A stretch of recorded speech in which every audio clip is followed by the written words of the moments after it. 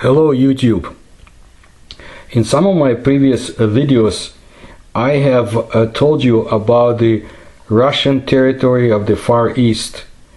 It's an amazing place, and you already know about the so-called Devil's Cemetery and the Dalnegorsk Roswell incident, but there is so much more I want to tell you about the Russian Far East, or Preamuria and Primoria, and in English it would be the Maritime Province and the Amur territory.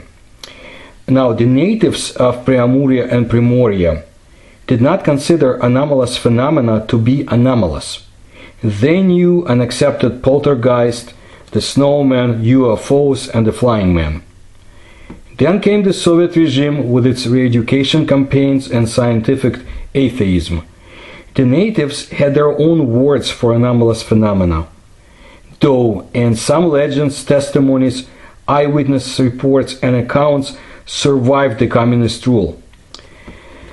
Since there have been independent confirmations of the legends and the stories, there is presently a great interest in the Russian Far East to find and preserve the legacy of the native Taiga dwellers. I have collected several Soviet and Russian publications on the subject. I've talked to people who had been to the Far East areas, and I've received interesting information from Alexander Rempel, who was a noted researcher and Russian ufologist, and some other people who had done investigations in the Far East. Also, here's what's interesting. Koga Soyanka, she was a native Udege journalist. She recalls how his father, Onenko Chiumbu, along with the other local native people called the Udegans, and also some Russian Staroveri, descendants of the religious dissidents of the 18th century Russia, they observed some very strange phenomena while they were hunting together. This was before World War I, even before the bloody Russian Civil War. In several localities, they sighted objects that moved on the ground and in the air. The objects were described as three bright points and flat otters flowing through the air. Some years later, the man had sighted a golo-an, a ball lightning-like object. While in flight, it left a smoky or radiant trail. The three bright points, similar to tiger's eyes, moved at the height of an average human being. If a hunter fired them, the bullet would return back into the rifle barrel. The bullet's tip aimed at the rifleman, killing him instantly. If an error was made at these points, upon its return, it pierced the bow or the bowman. The otters were usually sighted alone. Sayanka's grandfather saw such vidra, this is what we call otters in Russian, at the end of the 19th century. It flew some 5 or 6 feet in the air. It was flame-colored, of a silvery hue, and had a jelly-like body.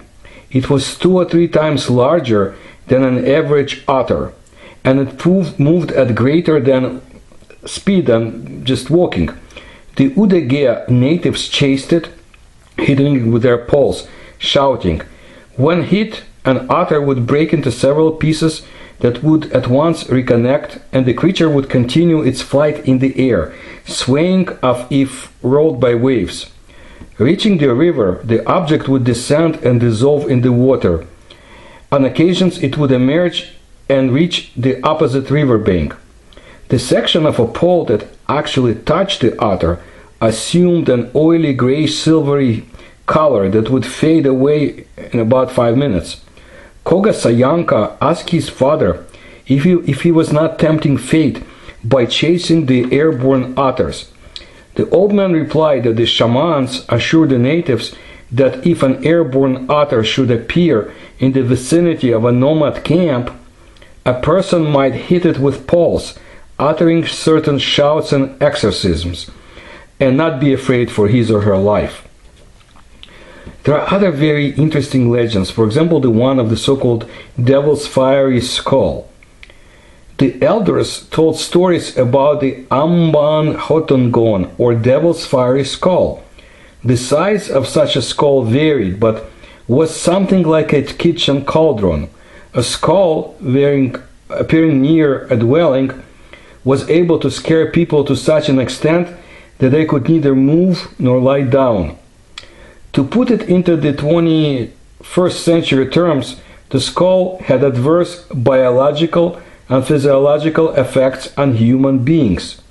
Also, it was noticed that lukewarm water, in a kettle for example, in the presence of a skull immediately began boiling.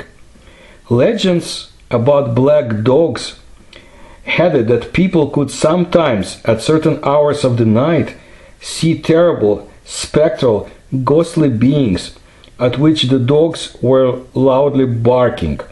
The Udege people still remember Kongipons, human sirens, Ngevens, dark-skinned people who inhabit gorges, Kalgama, giants, very similar to Cyclops, and Paimurs, the caimans of the Far East, 5 meters long, their bodies like those of crocodiles, and their heads like those of a sheat fish.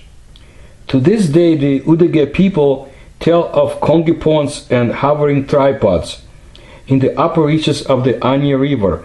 Now, I want you to remember tripods and look at my video, please, about China's ancient aliens. This is very significant. First of all, China and the Far East are next door, as you understand. And there are other connections. And I'm trying to make sure you recall the 1908 Tunguska incident. That's what I want to call it, as it pertains to some of the interesting sightings. But again, most of the legends go back for centuries. Now, the shaman have very interesting legends of the heavens opening doors between different worlds. The worlds are located, for example, in the outer original world, underground, underwater, and in the great beyond. The shamans have detailed descriptions of aircraft, as relayed in the ancient legends of their people. They believe that flying saucers are nothing other than Agd Ezen Adani, ships of the sovereigns of the thunder. The sovereigns sometimes take humans with them, whether they wanted to go or not. I mean the humans, of course. There is curious and a fairly recent story of a Russian man who, upon entering the earth house, was attacked by a semi-transparent, cold, crystalline creature. The Russian was a huge, bear-like man, but he could not overpower the creature. They fought, but curiously, the creature left no traces in the snow. Finally, the Russian managed to get out of the abandoned earth house, yelling to his comrade, a Nanai hunter, to run for his life. Some evil spirit dwells in the earth house below. The earth house, meanwhile, was visibly shaking and rolling. The creature had been sighted there previously also. Soyanka had also mentioned other unexplained incidents that have taken place in the Russian Far East.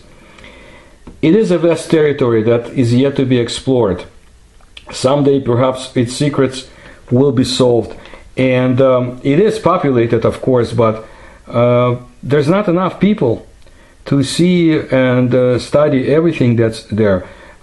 It's interesting that villages have been discovered in the Taiga region that have been hidden even from the Soviet power for a century or more, and the old believers escaped the wrath of the Tsar and of course the Soviet regime as well. Quite a lot of interesting things take place in the Taiga of Primoria, the Russian maritime province, and I'll tell you more as the time goes by. Thank you. Please share and subscribe.